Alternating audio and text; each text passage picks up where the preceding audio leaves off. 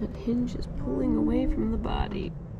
We have a loose door hinge, and we're going to see if we can get in there and fix it. We've noticed a bit of a problem with our door not quite seating fully in. If it's raining a lot, we can sometimes see water starting to drip down the inside of the door, and we're hoping that we can solve that fitment by tightening this loose hinge that we have over here. I'm going to take off this chrome looking rubber trim piece to access the two screws to hold the hinge on, and I've actually taken this off before and it seemed like one of the screws didn't want to tighten, and I'm going to go in there now and see if I can figure it out.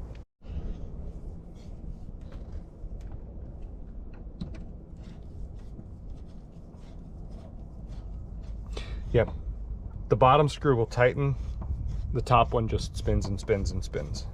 Because that top screw won't tighten, there is a solution for this, and we're going to have to go inside the trailer. Following my tape line, that's the center, marking the center of this bolt from the outside all along the door jamb, I've given myself a tape line here, and I've made a tape line here marking the edge of the trim. I'm going to now remove this trim, and I'm going to drill a hole where I should find the nut on the back of the screw that holds the hinge on. The next step for me is to carefully remove these screws that hold the trim along the door to be able to lift this trim out and drill a hole behind it. Now, if all goes well, the hole that I'm drilling will never show once the trim has been put back into place.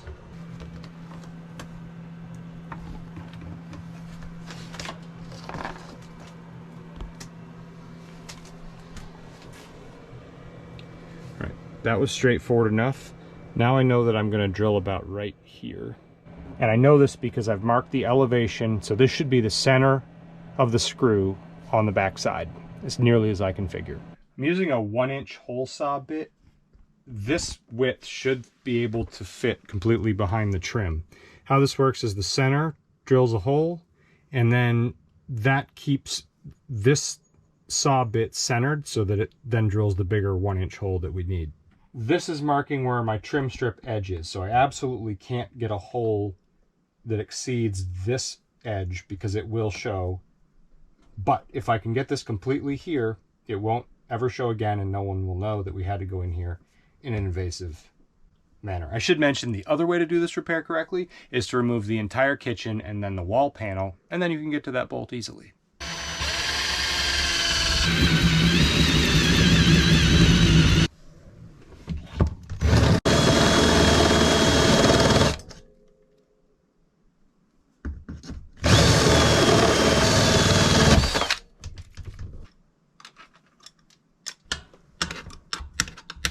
What I've got here is pink insulation, and then I've got some sealant that probably is holding maybe the nut that won't tighten. I've got to figure out what's going on now.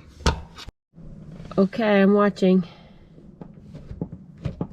Yeah, so the screwdriver's wriggling, Andrew. Okay. So essentially that's the screw that we're after. Now we've got to figure out how to tighten it. All right. I finally got this bolt removed from the hole. The nut hidden in the wall is bedded in sealant, and it took longer than I care to admit to get that sealant dug out of there. The other trick is that the top socket wrench is a 7/16 deep well, and trying to get that on the nut is nearly impossible because it's kind of nested in a channel between two strips of aluminum. But this quarter drive tiny socket wrench actually has a thinner walled socket that I was able to get onto the nut. So if you've got quarter drive tools with the thinner walled socket, that may be the way to dig the wrench in there. I had Shanna on the outside with the screwdriver holding that tight while I was fighting with the inside to get this loose. This is the screw that came out, or bolt. I'm going to put a washer on it. Then I'm going to use this rather than the nut that was in there. This will go down in the channel. There's a bit of a channel, and it makes it hard to get the wrench on. So if I put it on the nut, I should still be able to get a socket wrench on it to be able to tighten it. I'm going to use blue Loctite on this to keep it in place. And if I have room, if I have enough threads left at the end, I'm also going to add this nylon lock nut just as insurance. I'm not sure I'll have enough threads left by the time I'm done. Can't get the cap off my Loctite. Who would have seen this coming? I'm gonna go ahead and put this washer on. I've actually taped it too to make it easier to put it into place. The blue Loctite is now on here. Now that's in place. You can see that there's blue Loctite puddling at the end of it, but that's good. That means it's there and ready to hold. I don't believe I'll have enough space left to put a lock nut on that, so hopefully this holds as it is. So I feel like that hinge is moving less. How do you feel about it? I don't see much movement from the inside. I'm watching primarily the nut in the wall. Yeah, it's definitely not pulling away from the wall that I can see, but don't close my finger in. But can you see here? Yep. Yeah, move that a little. Yeah, it's not gapping like it was. It's not gapping like it was. Just to keep a draft from coming through the hole that we've drilled, I'm gonna put a strip of tape here, and it will be covered by the trim. Alright. Trim is back in place. The hinge is now secure. No sign of the repair showing on the outside, and we'll just remove the rest of the tape that we were using to mark and protect. Since we're parked at Lowe's and working on this door, we thought it'd be a good idea to replace the foam strip around the screen door. It's pretty brittle, as you can see. It pretty much goes right to powder. Please drop a comment below if you have any tips or tricks that you use on your Airstream door. I tried this angle at first with a knife, but it actually works better with scissors.